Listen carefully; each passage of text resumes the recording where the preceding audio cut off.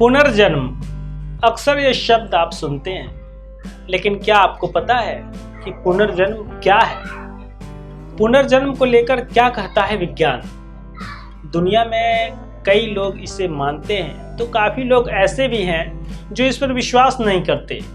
लेकिन आज हम आपको एक ऐसी रहस्यमयी और दिलचस्प घटना के बारे में बताने जा रहे हैं, जिसे सुनकर आप भी शायद पुनर्जन्म में विश्वास करने लगें।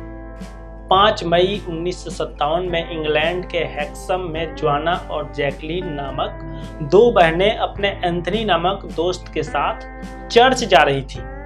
तभी तेज रफ्तार कार ने उन्हें कुचल दिया, जिसमें तीनों की दर्दनाक मौत हो गई। जिस समय उनकी मौत हुई उस समय जोआना की उम्र 11 और जैकलीन की उम्र 6 साल थी।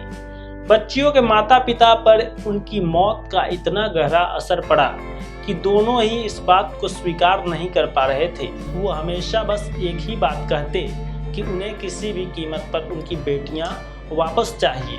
पिता जॉन ने तो ये दावा भी करना शुरू कर दिया था कि एक न एक दिन उनकी बेटियां जरूर लौटकर आएंगी, लेकिन उनकी इस तरह की बातों को कोई भी संजीदगी से नहीं लेता था।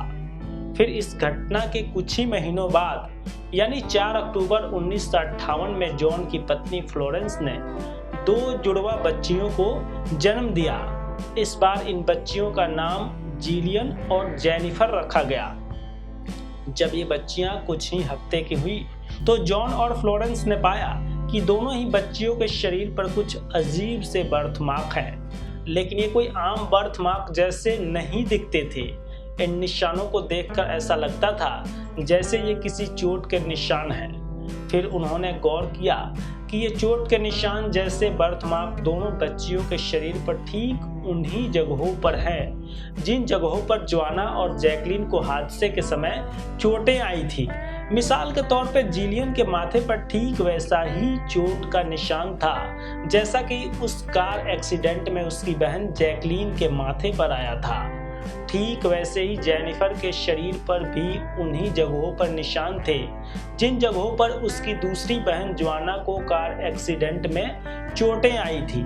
जैसे जैसे दोनों बहनें बड़ी होती गई, माता पिता को उनमें जोआना और जैकलीन की तरह काफी समानताएं देखने को मिलती गई। लोगों को ये सब जानकर ऐसा लगा कि ये सब तो बस इत्तेफाक है, लेकिन ये घटना अभी और भी अजीब होने वाली थी। जिलियन और जेनिफर जैसे ही कुछ महीनों की हुई तो परिवार बेटली बे में शिफ्ट हो गया। फिर जब दोनों 4 साल की हुई तो परिवार वापस हेक्सम शहर लौट आया। फिर लगातार कुछ ऐसी घटनाएं होने लगी जिसे देखकर हर कोई हैरान था। दरअसल जिलियन और जेनिफर जब भी सड़क पर किसी कार को देखती थी तो वे काफी घबरा जाती थी और जोर जोर से चीखने लगती थी कि वो कार हमें कुचलने आ रही है। एक दिन जॉन ने दोनों बहनों को जोआना और जैकलीन के पुराने खिलौने खेलने के लिए दिए। ये भी जान लीजिए कि जॉन और फ्लोरेंस ने जिलियन और जेनिफर को उनकी मरी हुई बहनों के बारे में कुछ भी नहीं बताया था।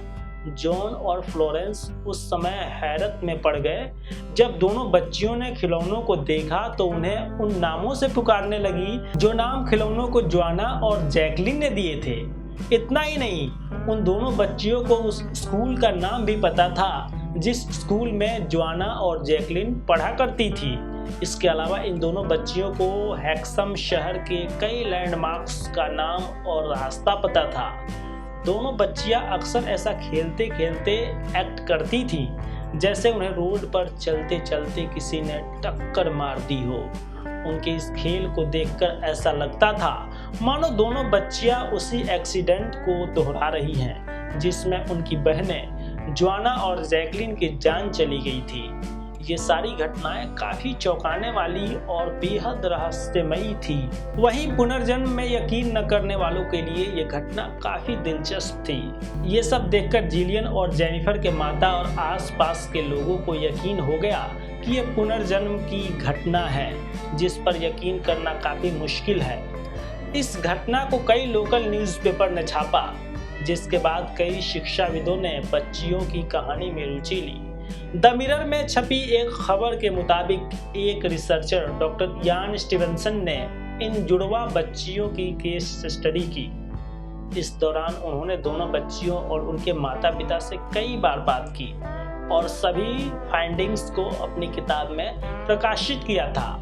लेकिन जैसे जैसे जिलियन और जेनिफर बड़ी होती गई, उनकी पिछले जन्म की यादें धुंधलाती गई।